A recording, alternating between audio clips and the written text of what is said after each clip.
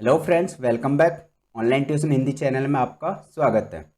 दोस्तों, आज के इस वीडियो में मैं आपको बताऊंगा कि कैसे आप यूपी स्कॉलरशिप का फॉर्म भर सकते हैं। Step by step complete form मैं आपको इसमें भर के दिखाऊंगा। तो देखिए, बहुत दिनों से ये पोर्टल काम नहीं कर रहा था, लेकिन अब ये पोर्टल अच्छे से काम कर रहा है और इसमें अब फॉर्म भरना स्टार्ट हो चुके हैं। तो चलिए, आज मैं आपको कंप्लीट एक स्टेप बाय स्टेप फॉर्म भर के इसमें दिखाता हूँ कैसे आपको फॉर्म भरना है। आपको फॉर्म में गलती नहीं करनी है। तो चलिए चलते हैं, कैसे हमें अपना स्कॉलरशिप का फॉर्म फिल करना है वो मैं आपको स्टेप बाय स्टेप इस वीडियो में बताता हूँ।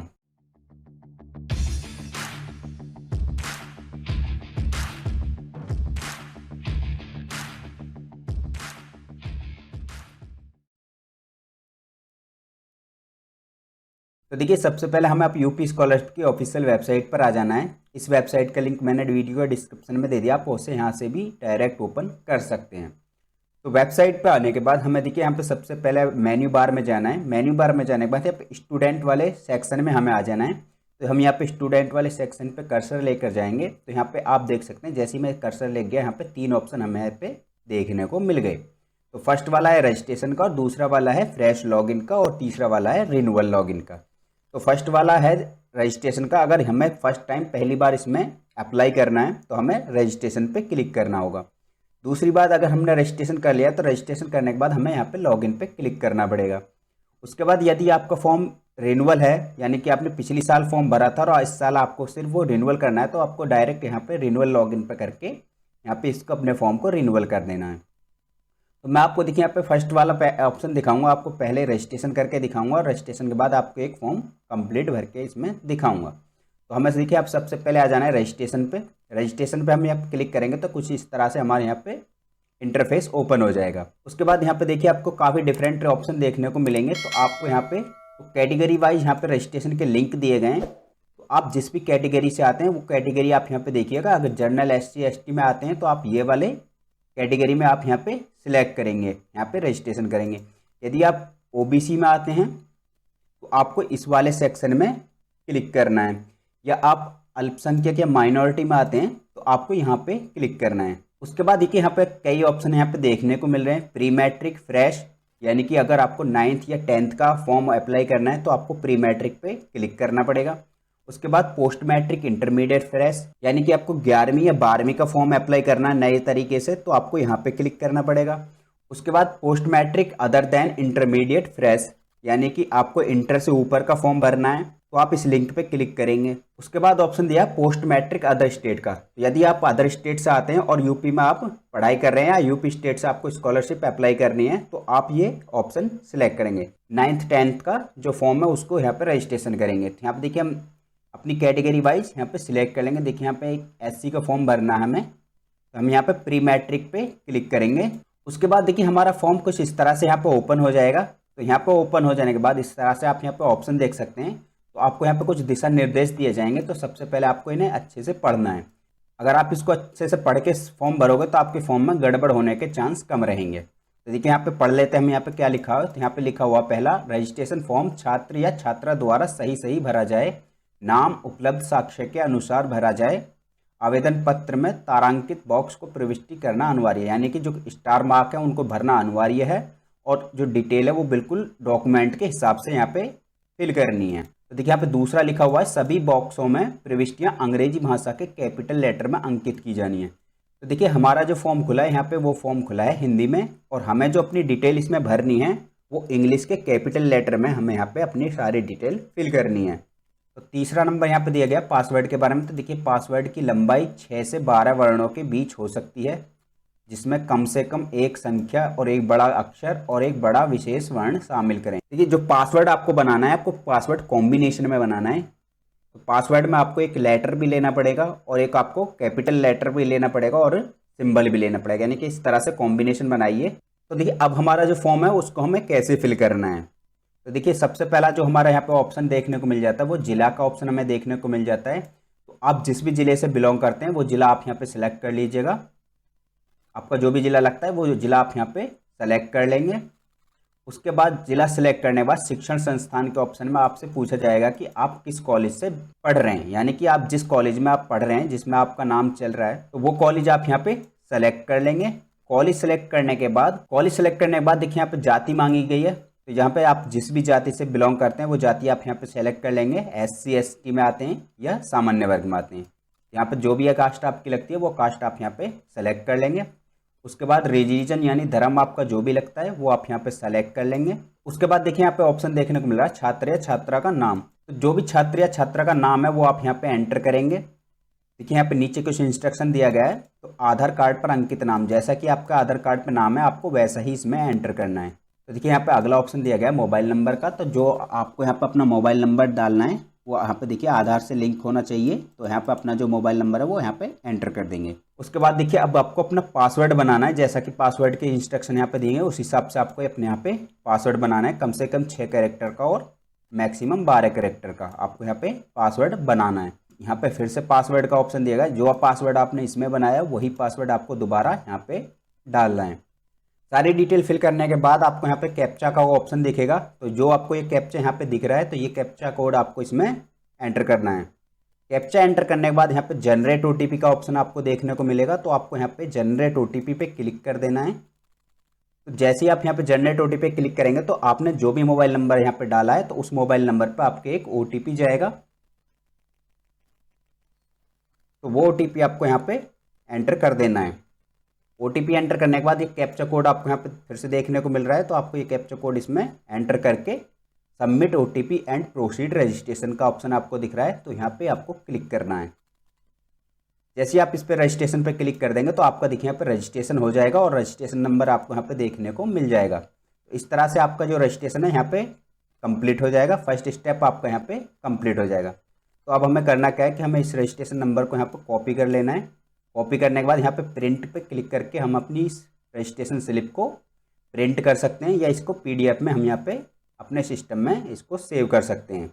तो देखिए अब हमारा जो रजिस्ट्रेशन का स्टेप है वो कंप्लीट हो चुका है। उसके बाद देखिए अब हमें अपने फॉर्म को लॉगिन करना पड़ेगा। तो चलिए हम चलते हैं अपने फिर से वेबसाइट पर। यूपी स्कॉलरशिप की वेबसाइट पर हमें फिर से आ जाना है। उसके बाद यहाँ पे हमें फिर से स्टूडेंट वाले सेक्शन में आना है और इस बार हम जाएंगे अब यहाँ पे फ्रेश लॉगिन पे। और फ्रेश लॉगिन पे क्लिक करने के बाद यहाँ पे हमें प्री मैट्रिक स्टूडेंट लॉगिन पे क्लिक करना है। देखिए यदि आप 9th या 10th के स्टूडेंट हैं तो आपको प्री मैट्रिक सिलेक्ट करना पड़ेगा, या 11 या 12 के स्टूडेंट हैं तो आपको इंटरमीडिएट ये वाला सिलेक्ट करना पड़ेगा।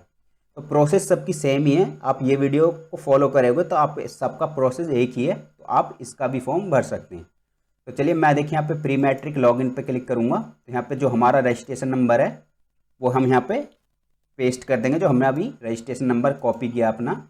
और जो हमने मोबाइल नंबर वहाँ पे डाला था वो मोबाइल नंबर हमें यहाँ पे एंटर करना है। और जो पासवर्ड हमने वहाँ पे बनाया था वो अपना पासवर्ड यहाँ पे हमें डालना है। पासवर्ड डालने के बाद यहाँ पे कैप्चा कोड हमें देखने को मिलेगा। तो कैप्चा कोड में ये अपना कैप्चा कोड यहाँ पे एंटर करना है और उसके बाद यहाँ पे सबमिट पे क्लिक कर देना है। तो देखिए अपना रजिस्ट्रेशन नंबर पासवर्ड डालने के बाद जो हमारा अकाउंट है वो यहाँ पे लॉगिन हो जाएगा। तो लॉगिन हो जाने के बाद इस तरह से हमारा इंटरफेस यहाँ पे खुल जाएगा। देख सकते हैं आप इस तरह से हमारा जो फॉर्म है वो लॉगिन हुआ है। इधर आप देख सकते हैं कि जो आपको स्टेप फॉलो करने हैं, ये स्टेप कंप्लीट करने हैं अपने स्कॉलरशिप के फॉर्म भरने को, तो वो आपको इधर इतने सारे स्टेप फॉलो करने हैं। अब आप यहाँ पे देख सकते हैं कि एक ऑप्शन आपको यहाँ पे नया देखने को मिल रहा है, डिजी लॉकर से सत्यापन करें। काफ़ी समस्या होने वाली है देखिए यहाँ पे लोगों को इस बार आपके। तो यहाँ पे आपके हमें जो अपना डेटा है वो डिजी लॉकर से सत्यापन करना पड़ेगा। तो चलिए मैं आपको बताता हूँ कि कैसे हमें इस स्टेप को कंप्लीट करना है। तो डिजी लॉकर से देखिए सत्यापन करने के लिए हम यहाँ पे क्लिक करेंगे। सबसे पहले तो जो हमारा डिजी लॉकर का अकाउंट होगा वहाँ से ये हमारी डिटेल और उठाएगा। तो उसके लिए हमें देखिए यहाँ पे जाना पड़ेगा। तो उसके बाद देखिए हम यहाँ पे क्लिक कर दिया है। तो अब ऑप्शन देखने को मिल रहा है click here for DigiLocker verification. तो हमें इस पर क्लिक करना है। जो हमारा मोबाइल नंबर है वो हमारा मोबाइल नंबर आधार कार्ड से लिंक होना चाहिए और वो चालू होना चाहिए, क्योंकि उस पर OTP जाने के बाद जो डिजी लॉकर का जो हमारा अकाउंट है वो वेरीफाई होगा। वेरीफाई होने के बाद जो हमारी डिटेल है आधार कार्ड की वो वहाँ पे जाएगी, यानी कि हमारा डेटा सत्यापन होगा डिजी लॉकर से। तो चलिए मैं आपको बताता हूँ कैसे करना है। तो यहाँ पे हम आ जाएंगे। यहाँ पे देखिए कैप्चा कोड डालने के बाद हमें यहाँ पे जनरेट OTP पे क्लिक करना है। तो जो हमारा रजिस्टर्ड मोबाइल नंबर है उस पर फिर से हमारा एक OTP आएगा। तो वो OTP हमें यहाँ पे एंटर कर देना है और ये कैप्चा कोड यहाँ पे डालना है। फिर से कैप्चा कोड डालने के बाद ये चेक बॉक्स पे क्लिक करना है और सबमिट OTP पे क्लिक करना है। तो अब देखिए ये बोल रहा है कि आपको अदर एक्सटर्नल यानी बाहरी साइट पे भेजा जाएगा। तो हमें ओके पे क्लिक करना है। तो अब ये हमें डिजी लॉकर की वेबसाइट पे भेजेगा। तो यहाँ पे डिजी लॉकर पे आ जाने के बाद देखिए अगर किसी स्टूडेंट का यहाँ पे डिजी लॉकर का अकाउंट नहीं है तो उसको सबसे पहले यहाँ पे साइन अप पे क्लिक करके उसको अपना डिजी लॉकर का एक अकाउंट बनाना पड़ेगा। तो डिजी लॉकर के साइन अप पे क्लिक करने के बाद आपको इस तरह से एक रजिस्ट्रेशन फॉर्म खुल जाएगा जब आप इसमें डिजी लॉकर का फर्स्ट टाइम रजिस्टर करोगे। तो यहाँ पे देखिए फुल नेम में आपको देखने को मिलेगा, तो आपको अपना फुल नेम डालना है जो आपका आधार कार्ड में नेम है एज इट इज़, और जो आपके आधार कार्ड में डेट ऑफ बर्थ है वो डेट ऑफ बर्थ आपको यहाँ पे डालनी पड़ेगी, और जो आपका जेंडर वो आप यहाँ पे जेंडर सेलेक्ट कर लीजिएगा।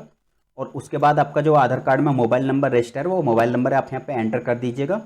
उसके बाद ईमेल आईडी, अगर आप ईमेल आईडी डालना चाहें वो डाल सकते हैं, वरना आप इसको छोड़ना चाहें छोड़ सकते हैं। और उसके बाद यहाँ पे आपको set 6 digit security pin code का ऑप्शन देखने को मिलेगा, तो आपको यहाँ पे अपना 6 डिजिट का सिक्योरिटी पिन कोड बना लेना है कोई, जो कि आपको डिजी लॉकर पे लॉगिन करने के टाइम पे आपको डालना पड़ेगा। तो आप अपना 6 डिजिट कोई सिक्योरिटी पिन कोड यहाँ पे बना लीजिएगा। उसके बाद सिंपली यहाँ पे आपको सबमिट पे क्लिक कर देना है। जैसे आप सबमिट पे क्लिक करोगे तो आपके रजिस्टर मोबाइल नंबर पे एक OTP जाएगा, वो OTP आपको यहाँ पे एंटर करके रजिस्टर कर लेना है। उसके बाद सिंपली आप इसमें साइन इन कर सकते हैं। देखिए हम यहाँ पे सबसे पहले अकाउंट यहाँ पे बना लिया है, तो हम यहाँ पे क्या करेंगे, तो यहाँ पे आधार या यूज़र नेम पे हम क्लिक करेंगे, तो यहाँ पे आधार नंबर हम यहाँ पे एंटर कर देंगे अपना अकाउंट बनाने के बाद। जो स्टूडेंट का आधार नंबर है वो हमें यहाँ पे आधार नंबर एंटर करना पड़ेगा। आधार नंबर एंटर करने के बाद देखिए यहाँ पे 6 डिजिट का सिक्योरिटी पिन मांगा जा रहा है। जब हम यहाँ पे साइन अप पे क्लिक करके एक अपना अकाउंट बना लेते हैं तो ये उस टाइम पे हमें अपने एक पिन बनाना पड़ता है, तो वो पिन आप यहाँ पे एंटर कर दीजिएगा वो वाला। यहाँ पे देखिए मैंने पिन एंटर कर दिया और यहाँ पे सिंपली हमें जो साइन इन पे क्लिक कर देना है। साइन इन पे क्लिक करने के बाद देखिए जो मेरा मोबाइल नंबर रजिस्टर होगा वहाँ पे आधार कार्ड से, तो उस पर एक OTP आएगा। OTP एंटर करने के बाद यहाँ पे सबमिट पे क्लिक कर देना है। सबमिट पे क्लिक करने के बाद देखिए यहाँ पे हमसे अलाउ का ऑप्शन दिया गया है, तो यहाँ पे अलाउ पे हमें क्लिक कर देना है। तो गाइज देखिए इस तरह से आपको अपना डिजी लॉकर को वेरीफाई करवाना है। तो देखिए इसने जो हमारी डिटेल है ऑटोमेटिक डिजी लॉकर से उठा ली, जो हमारे आधार कार्ड की सारी डिटेल थी वो डिटेल इसने यहाँ पे हमारी ऑटोमेटिक डिजी लॉकर से उठा ली है। उसके बाद देखिए हमारी जब डिटेल यहाँ पे फैच हो जाएगी ऑटोमेटिक यहाँ पे हम आ जाएंगे, तो यहाँ पे हमें नीचे ऑप्शन देखने को मिलेगा वेरीफाई डिटेल पे, तो हमें इस पर क्लिक कर देना है। इस पर क्लिक करने के बाद देखिए अब हमारा जो डिजी लॉकर का ऑप्शन है वो ग्रीन टिक में सत्यापित हो चुका है। अब अगला ऑप्शन हमें देखने को मिल रहा है छात्रवृत्ति आवेदन हेतु फॉर्म भरें, तो इस पर हमें क्लिक करना है। उसके बाद अब देखिए हमारा जो फॉर्म है वो यहाँ पे ओपन हो जाएगा, और अब देखिए हमारा जो डिटेल थी डेटा था वो उसने डिजी लॉकर से उठा लिया है, तो हमें वो डेटा अब यहाँ पे एंटर नहीं करना पड़ेगा। तो सबसे पहले देखिए हमें अपना पर्सनल विवरण देना है, व्यक्तिगत विवरण देना है। तो यहाँ पे देखिए अपना स्कूल का नेम हमसे पूछा जा रहा है, विगत स्कूल का नेम, यानी कि अगर आप 9th क्लास में हैं तो आपने 8th क्लास कौन से स्कूल से किया है पास, वो आपको डिटेल देनी है। अगर यदि आप 10th क्लास में हैं तो आपने 9th क्लास किस स्कूल से पास किया है, तो वो डिटेल आपको यहाँ पे एंटर करनी है, स्कूल की डिटेल। और गत वर्ष का परीक्षा फल, यानी कि पिछली साल का जो आपका परीक्षा फल है रिजल्ट, वो कैसा रहा, पास रहा या प्रमोट रहा। और उसके बाद जो पूर्णांक है आपसे, जो भी आपका पूर्णांक है वो नंबर आपको डालना है। और प्राप्तांक यहाँ पे आपको देखने को मिल रहा है, तो जितने आपको नंबर मिले, मार्क्स मिले, उतने नंबर आपको उसमें डालने हैं जो कि पिछली साल का आपका रिजल्ट रहा है वो वाले।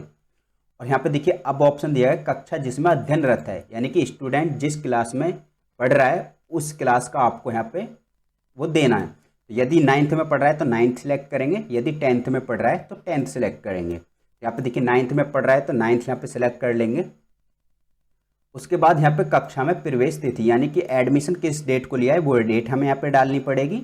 और बोर्ड पंजीयन क्रमांक यदि है तो डालिए, वरना आप इसको ऑप्शनल छोड़ सकते हैं, क्योंकि इस पर स्टार मार्क नहीं है, तो जिस पे स्टार मार्क नहीं है हम उसको छोड़ सकते हैं। तो यदि है तो आप डाल दीजिए, आपको कॉलेज से लेना पड़ेगा। उसके बाद बोर्ड का नेम आपको डालना पड़ेगा, तो यहाँ पे बोर्ड आप सिलेक्ट करेंगे, जिस भी बोर्ड से आप पढ़ रहे हैं 9th या 10th जिस बोर्ड से आप कर रहे हैं वो बोर्ड आपको यहाँ पे सिलेक्ट करना पड़ेगा। तो यूपी बोर्ड या CBSE बोर्ड, जो भी आपका बोर्ड लगता है वो आप यहाँ पे सिलेक्ट कीजिएगा। बेसिकली ज़्यादातर ये यूपी बोर्ड वाले ही यहाँ पे फिल करते हैं फॉर्म को।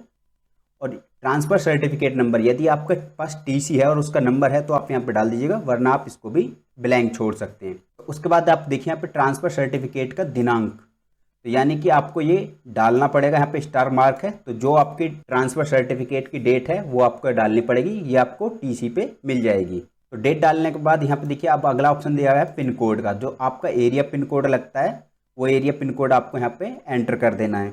उसके बाद यदि ईमेल आपके पास है तो ईमेल आईडी आप यहाँ पे डालिएगा, वरना आप इसको भी छोड़ सकते हैं। उसके बाद यहाँ की माता का ऑप्शन देखने को मिल रहा है, तो आपकी मदर का नेम जो भी है आप वो मदर का नेम यहाँ पे एंटर कर देंगे। उसके बाद देखिए यहाँ पर कक्षा 8 का पासिंग ईयर आपको देखने को मिलेगा, तो आपने जिस भी वर्ष में कक्षा 8 पास की है वो आप यहाँ पे सेलेक्ट कर लेंगे, जिस भी वर्ष में आपने कक्षा 8 पास किया है। उसके बाद विद्यालय का नाम यहाँ पे पूछा जा रहा है, तो आपने जिस विद्यालय से कक्षा 8 पास किया है उस विद्यालय का नाम आपको यहाँ पे एंटर करना पड़ेगा। उसके बाद देखिए बैंक का विवरण यहाँ पे पूछा जा रहा है, तो बैंक का विवरण आपको यहाँ पे एंटर करने पड़ेगा। जिस भी बैंक में आपका अकाउंट है वो बैंक आपको यहाँ पे सेलेक्ट करनी पड़ेगी। जो भी आपकी बैंक लगती है वो बैंक आपको यहाँ पे सेलेक्ट कर लेना है जिस बैंक में आपका अकाउंट है। उसके बाद यहाँ पे डिस्ट्रिक्ट का ऑप्शन देखने को मिल रहा है, तो जिस डिस्ट्रिक्ट में आपका बैंक है वो डिस्ट्रिक्ट आपको यहाँ पे सेलेक्ट कर लेना है। डिस्ट्रिक्ट सेलेक्ट करने के बाद यहाँ पे आपको ब्रांच का नाम देखने को मिलेगा, तो जहाँ पे भी आपकी ब्रांच है उस ब्रांच का नाम आपको यहाँ पे सेलेक्ट कर लेना है। यहाँ पे लिस्ट से आपको अपना ब्रांच का नाम आपको सेलेक्ट कर लेना है। उसके बाद देखिए जो आपका बैंक खाते में नाम है वो आपको अपना नाम यहाँ पे एंटर करना पड़ेगा। बैंक की पासबुक पे आप देख लीजिएगा, जो भी आपका बैंक में नाम है वो बैंक में नाम आपको यहाँ पे एंटर करना पड़ेगा। उसके बाद यहाँ पे IFSC कोड यहाँ पे आपको एंटर करने की ज़रूरत नहीं है, क्योंकि आप यहाँ पे जो भी आप ब्रांच यहाँ पे सेलेक्ट करेंगे तो वो ब्रांच आपकी यहाँ पे ऑटोमेटिक IFSC कोड यहाँ से उठा लेगी। उसके बाद यहाँ पे देखिए आपको अपना बैंक का अकाउंट नंबर यहाँ पे एंटर करना है और दोबारा बैंक खाते में आपको अपना अकाउंट नंबर दोबारा से एंटर करना है।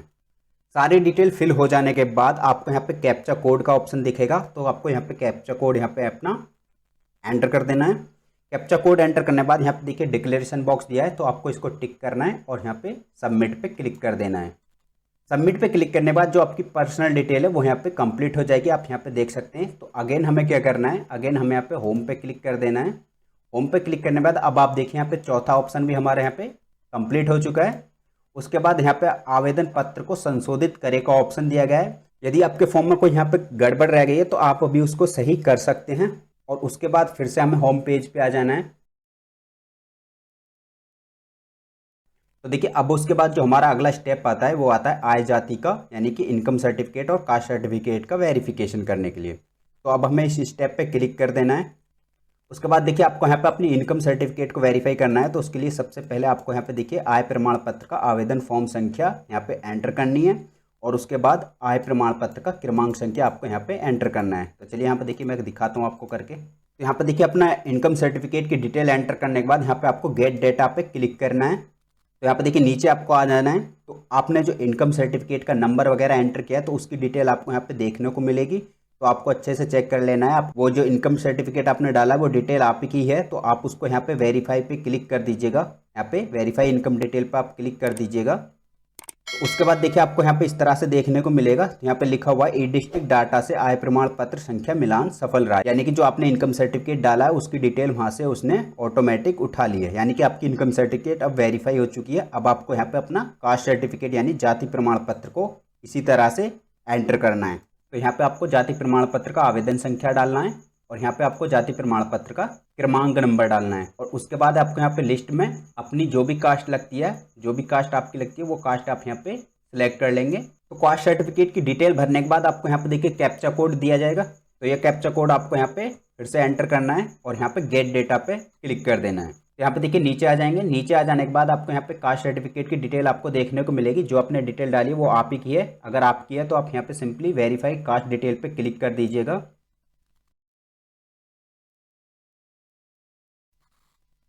उसके बाद आप यहाँ पे देख सकते हैं कि हमने कास्ट सर्टिफिकेट और इनकम सर्टिफिकेट वाले स्टेप को भी कंप्लीट कर लिया है। तो अगला स्टेप जो हमारा बचा, आप देखिए यहाँ पे प्रमाणीकरण हेतु आधार नंबर डालें, यानी कि अब हमें अपना आधार नंबर भी इसमें वेरीफाई करवाना पड़ेगा। तो उसके लिए सिंपली हम इस पर क्लिक कर देंगे। इस पर क्लिक करने के बाद आप यहाँ पे अपनी डिटेल देख सकते हैं।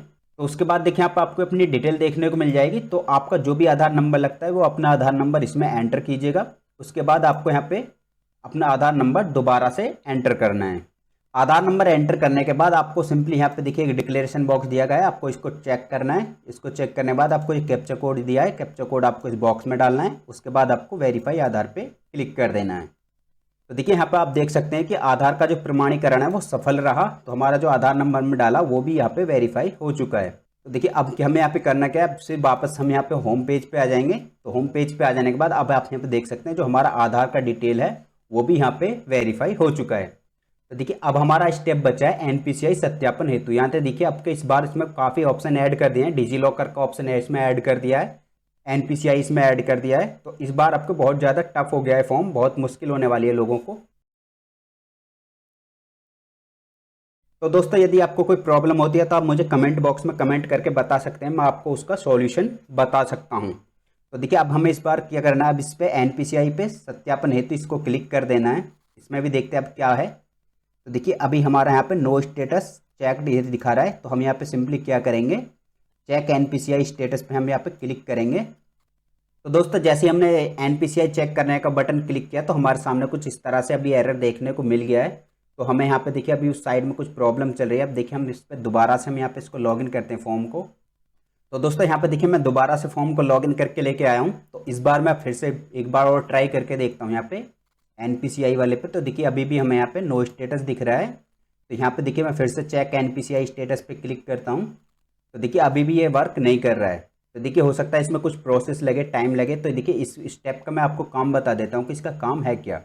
देखिए इसका काम होता है, जैसे वो हमने अपना आधार नंबर डाला है, यदि वो आधार कार्ड हमारे किसी बैंक में लिंक होगा तो ये ऑटोमेटिक उस बैंक को उठाएगा यहाँ से, यानी कि हमारे आधार कार्ड को चेक करेगा कि हमारा आधार कार्ड किस बैंक में लगा है। तो उस चीज़ को यहाँ पे ये चेक करेगा। उसके बाद ये चेक करने के बाद जो हमारा स्टेप है ये वाला कंप्लीट हो जाएगा, एनपीसीआई वाला स्टेप है वो कंप्लीट हो जाएगा। तो ये कंप्लीट हो जाने के बाद हमारा जो फॉर्म है उसका जो अगला स्टेप होगा वो जांच हेतु प्रिंट करें, यानी कि हमारा जो कच्चा प्रिंट होगा वो यहाँ पे निकल जाएगा। तो आपको सिंपली ये कच्चा प्रिंट यहाँ पे निकाल के अपने स्कूल से इसको चेक करवा लेना है। उसको चेक करवाने के बाद यदि आपके फॉर्म में कुछ करेक्शन रहता है या कुछ कमी रहती है तो आप सिंपली यहाँ पर ऊपर जाएंगे तो आवेदन पत्र संशोधित करें पर क्लिक करेंगे। तो आप ना जो फॉर्म है उसमें कोई करेक्शन अगर रह जाता है तो उसको करेक्शन को सही कर सकते हैं। उसके बाद सिंपली आप यहाँ पे क्या करेंगे, एक संस्था हेतु जमा करें पर आप प्रिंट कर देंगे तो आपका फॉर्म कंप्लीट वहाँ पे हो जाएगा। जो आपका फाइनल प्रिंट निकलेगा वो आपको अपने स्कूल में हार्ड कॉपी के साथ जमा करवा देना है। तो गाइज इस तरह से हम यहाँ पे अपना यूपी स्कॉलरशिप का फॉर्म भर सकते हैं। छात्रवृत्ति का जो फॉर्म है हम इस तरह से यहाँ पे भर सकते हैं। मैंने आपको एक फॉर्म कंप्लीट भर के यहाँ पे दिखा दिया है। तो गाइज यदि अभी आपको कोई प्रॉब्लम है, कोई डाउट है तो आप मुझे कमेंट बॉक्स में कमेंट कर सकते हैं। अगर आपको मेरा वीडियो अच्छा लगे तो प्लीज़ मेरे वीडियो को लाइक करना, और यदि आपने मेरा चैनल सब्सक्राइब नहीं किया तो प्लीज़ मेरे चैनल को सब्सक्राइब कर लेना, क्योंकि ऐसे टिप्स एंड ट्रिक्स वीडियोज़ मैं यहाँ पे डालता रहता हूँ। धन्यवाद।